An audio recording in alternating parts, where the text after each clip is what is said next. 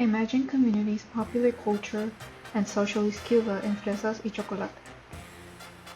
The Cuban film Fresas y Chocolate is more than a narrative about an unlikely friendship. It serves as a deep critique of Cuban society, its ideological restrictions, and the tension between individuality and collective identity. Through its characters, the film interrogates how imagined communities shape Cuba's national discourse, reinforcing what it means to belong and who is excluded.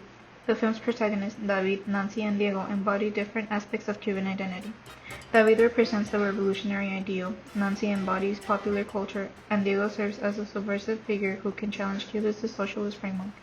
By analyzing these characters through the lenses of Judith Butler's gender performance and Michael Foucault's power and discourse, we can examine how Fresas y Chocolate critiques Cuba's imagined community and its limitations in embracing diversity.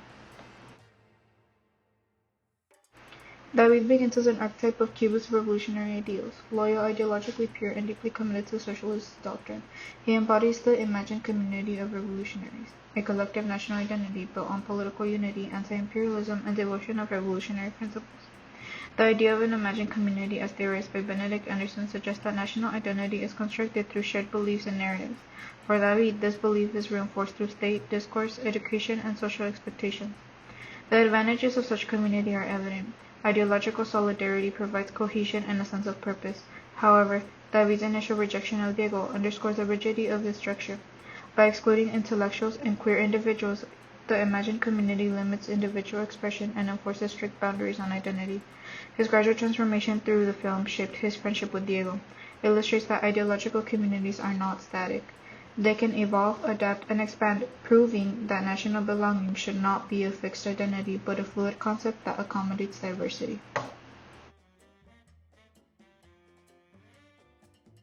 Nancy, in contrast, represents Cuban popular culture, a lively, working-class reality that moves outside political ideology.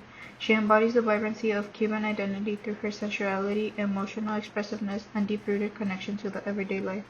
Her presence in the film offers an alternative form of belonging, one that is rooted in cultural experience rather than a political doctrine. Nancy's representation highlights the strength of popular culture as an imagined community. It unites people beyond ideological discourses, celebrating Cuba's artistic and emotional resilience. However, her marginalization within the film suggests that popular culture is secondary to evolutionary discourse. Her fleeting interactions with Diego, as well as her limited presence in the narrative, reveal how Cuba prioritizes ideological conformity over cultural identity.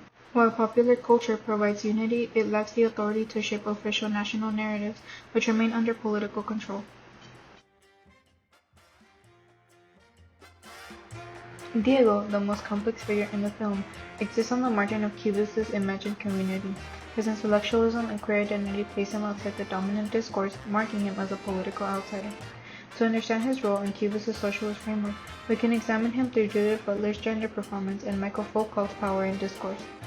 Butler's theory of gender performance asserts that identity is not innate but constructed through repeated behaviors and cultural expectations. Diego's rejection of rigid masculinity, his refined mannerisms, artistic taste, and intellectual independence exposes the performative nature of Cuban socialist identity.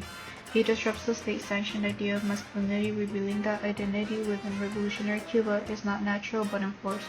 His mere existence is an act of defiance, proving that alternative identities, particularly queer identities, can subvert to dominant ideology. Meanwhile, Foucault's concept of power in discourse explains how Diego is excluded and surveilled within Cuban society. Foucault argues that power operates through discourse, dictating what is spoken, who is heard, and what is considered legitimate knowledge. Diego's exclusion from the state narratives and his forced exile demonstrates that Cuba functions as a disciplinary system, regulating identity to maintain ideological purity. His fate mirrors the real-life censorship imposed on intellectuals and artists deemed incompatible with revolutionary ideas. Through Foucault's framework, we can see how Cuba's imagined community is not just constructed, it is actively policed, ensuring that alternative voices are silenced. Ultimately, Fresas y Chocolate forces us to question the nature of belonging within Cuba's socialist framework. What defines Cuban identity? Who controls its imagined community? Through David, we see the possibilities of ideological transformation. Through Nancy, we see the power or limits of cultural vibrancy. And through Diego, we see the price of nonconformity. His presence exposes the contradictions of Cuba's socialist identity, its resistance to diversity, its policing of thought, and its failure to embrace alternative narratives. However, Diego is not merely a victim. His defiance proves that imagined communities are fragile, always subject to critique and change. True inclusion does not come from enforcing ideological conformity, but from allowing difference to exist, in Cuba as in all societies. Progress lies in recognizing that unity does not require uniformity. Instead, national identity is strongest when it embraces complexity, allowing room for diverse expression of what it means to belong.